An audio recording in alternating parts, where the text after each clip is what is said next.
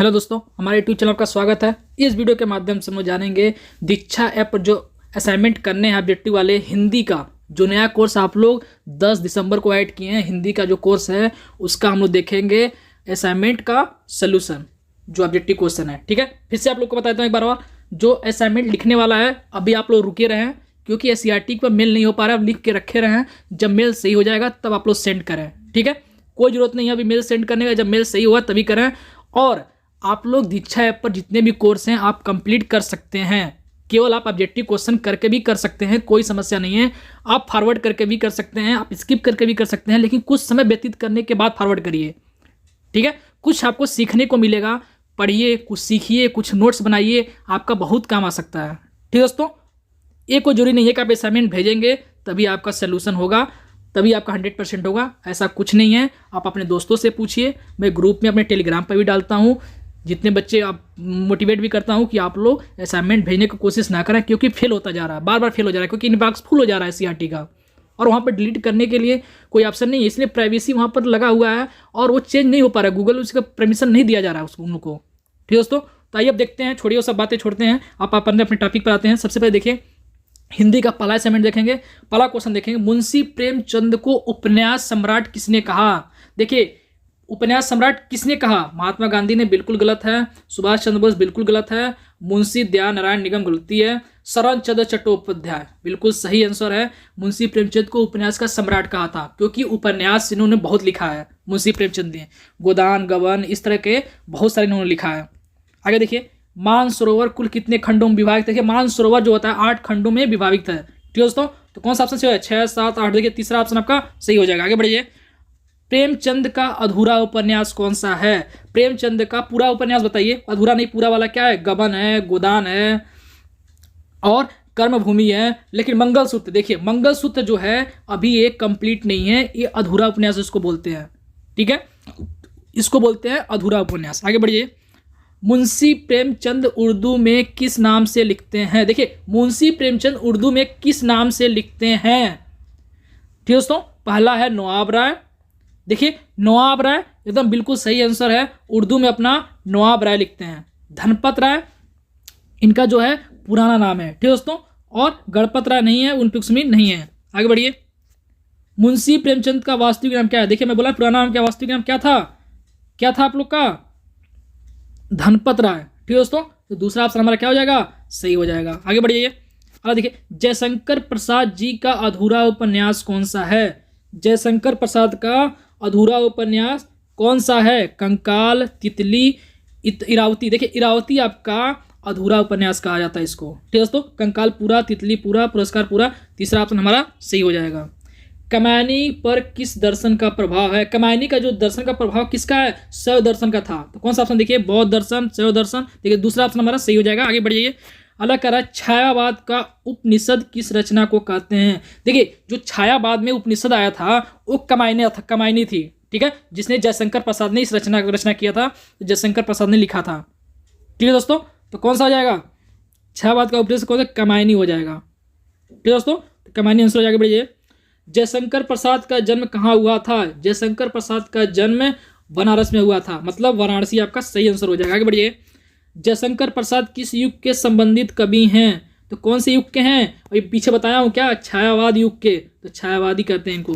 आगे बढ़िए, देखिए इसमें 10 क्वेश्चन थे आपके, 10 का आंसर दे दिए हैं, 0 स्किप किए हैं। अब देखेंगे कितना आंसर सही होता है। सबमिट करिए। देखिए, 10 में से 10 आपका करेक्ट आंसर है। आई होप आप लोग के बात समझ में गया। अब हम लोग चलेंगे हिंदी असाइनमेंट का दूसरा टॉपिक। ठीक है, दूसरा यूनिट देखेंगे। आगे बढ़ जाइए। ठीक दोस्तों, आगे बढ़ते हैं, देखते हैं क्या कर रहा है दूसरा असाइनमेंट। ठीक दोस्तों, अब हम देखेंगे हिंदी का जो असाइनमेंट का जो ऑब्जेक्टिव क्वेश्चन है, दूसरा असाइनमेंट मतलब यूनिट 2 देखेंगे। ठीक दोस्तों, पहला क्वेश्चन पढ़िए, भारत दुर्दशा के रचनाकर हैं। भारत दुर्दशा के जो रचनाकर कौन है? मैथिली शरण गुप्त हैं, या भारतेंदु हरिश्चंद्र हैं, या जयशंकर प्रसाद है, हरिवंश है। तो कौन है? देखिए, भारत दुर्दशा का जो रचनाकर जो रचना किए थे वो भारतेंदु हरिश्चंद्र हैं। देखिए, भारत दुर्दशा भ से भ और भारतेंदु, इससे मिला लीजिएगा, आप लोग को याद हो जाएगा, कहीं भूलेगा नहीं। ये बहुत पूछा हुआ क्वेश्चन है, टेट सुपर टेट में पूछता है क्वेश्चन कि भारत दुर्दशा की रचनाकर कौन है? भारतेंदु हरिश्चंद्र है। ठीक दोस्तों, आगे देखिए, अंधेर नगरी किसकी रचना है? देखिए, अंधेर नगरी आपका एक नाटक होता है जो कक्षा 5 के सिलेबस में है। उसमें हुआ था एक नाटक में, अंधेर नगरी चौपट राजा टके सिरवाही टके सिर खाजा। ये आप लोग का डायलॉग था उस नाटक में, जो राजा चौपट होता है और अपने आप को फांसी चढ़ा जाता है। ठीक है दोस्तों, ये क्या था? एक नाटककार थे। इसके रचना कौन थे? भारतेंदु हरिश्चंद्र थे। तो कौन सा ऑप्शन सही हो जाएगा? जयशंकर पर नहीं, देखिए दूसरा ऑप्शन मिल गया आपका, भारतेंदु हरिश्चंद्र सही हो जाएगा। आगे बढ़िए, मुद्रा राक्षस किस विधा की रचना है? मुद्रा राक्षस, देखिए मुद्रा राक्षस एक प्रकार का नाटक था, ठीक है, उसी के विधा की रचना है। तो कौन सा हो जाएगा? नाटक हो जाएगा हमारा, तीसरा ऑप्शन सही हो जाएगा। आगे बढ़िए, भारतेंदु जी के गुरु का क्या नाम था? जो भारतेंदु जी थे उनके गुरु का नाम था सितारे हिंद था, सितारे हिंद था। तो कौन सा ऑप्शन हो जाएगा? रामानंद नहीं थे, हरिहर दास नहीं थे, सितारे हिंद सही हो जाएगा हमारा। ठीक है दोस्तों, आगे बढ़िए। अरे देखिए, निम्न में से कौन सी पत्रिका भारतेंदु जी के द्वारा संपादित नहीं है? देखिए, भारतेंदु जी के द्वारा संपादित नहीं है, मतलब इसमें से जो संपादित नहीं है वो है, देखिए जो संपादित मैं बताता हूँ, कवि वचन सुधा जो होता है ये है क्या? भारतेंदु जी ने संपादित किया था। हरिश्चंद्र मैगजीन भी संपादित किया था, बाल बोधनी भी संपादित किया था, लेकिन भारतेंदु जी को वो संपादित नहीं किए थे। ठीक दोस्तों, आगे बढ़िए। हिंदी साहित्य में हिंदी नव जागरण का अग्रदूत किसे कहा जाता है? हिंदी साहित्य में हिंदी नव जागरण का अग्रदूत किसे कहा जाता है? तो मैं आपको बता दूं, हिंदी नव जागरण का अग्रदूत भारतेंदु हरिश्चंद्र को कहा जाता है। तो पहला ऑप्शन आपका सही हो जाएगा। आगे बढ़िए, अलग करा है, छाया युद्ध के 4 स्तंभों में सम्मिलित नहीं है। देखिए 4 स्तंभों में सम्मिलित नहीं है, 4 स्तंभों में सम्मिलित जो है उसको बताता हूँ, सूर्यकांत त्रिपाठी निराला और पंत जी थे और महादेवी वर्मा भी थे, लेकिन मैथिली शरण गुप्त नहीं थे। जो गुप्त वाले थे मैथिली शरण गुप्त नहीं थे, इसलिए ये छायावाद में सम्मिलित नहीं थे। तीसरा ऑप्शन हमारा सही हो जाएगा। आगे बढ़िए, चतुरी चमार, देखिए चतुरी चमार किस विधा की रचना है? देखिए एक प्रकार का संस्मरण है। ठीक है दोस्तों, याद रखिए, चतुरी चमार बहुत बार पूछा हुआ क्वेश्चन है आपका, इसका नाम याद रखिएगा, चतुरी चमार क्या है? संस्मरण है। तो चौथा ऑप्शन हमारा कौन सा सही हो जाएगा? देखिए कहानी संग्रह भी नहीं है, उपन्यास भी नहीं है, कांकी भी नहीं, नाटक भी नहीं है, संस्मरण है। ठीक दोस्तों, आगे बढ़िए। परिमल नामक काव्य की प्रकाशित हुआ, देखिए परिमल नामक जो काव्य था 1930 में प्रकाशित हुआ था। तो कौन सा ऑप्शन सही हो जाएगा हमारा? 1930। देखिए 36 दे दिया, दो बार दे दिया, गलत ऑप्शन है। ठीक है, 1930 मार लीजिएगा। अनामिका किसकी रचना है? अनामिका किसकी रचना है? महादेवी वर्मा का, जयशंकर प्रसाद का, पंत का, निराला का। देखिए सूर्यकांत त्रिपाठी निराला जी का है अनामिका की रचना। ठीक है, आगे बढ़ जाइए। हिंदी में मुक्त छंद के प्रवर्तक कौन माने जाते हैं? हिंदी के मुक्त छंद के प्रवर्तक किसे माना जाता है?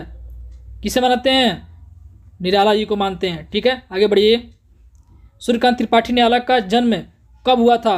1896 में हुआ था। ठीक है, तो 1896 मान लेंगे, 1896 में। देखिए 12 क्वेश्चन था, 12 क्वेश्चन में सबमिट किया। अब देखेंगे स्कोर आपका, स्कोर देखिए 12 में से 12 आपका करेक्ट आंसर है। ठीक है दोस्तों, आप इसे कर लेंगे हिंदी का पहला और दूसरा असाइनमेंट। ठीक है, अब तीसरा से लेके हम लोग स्टार्ट करेंगे कल से। ठीक है दोस्तों, आई होप ये बात आप लोग को समझ में आ गई। तो आज के लिए बस इतना ही, और मिलते हैं नेक्स्ट वीडियो में। धन्यवाद।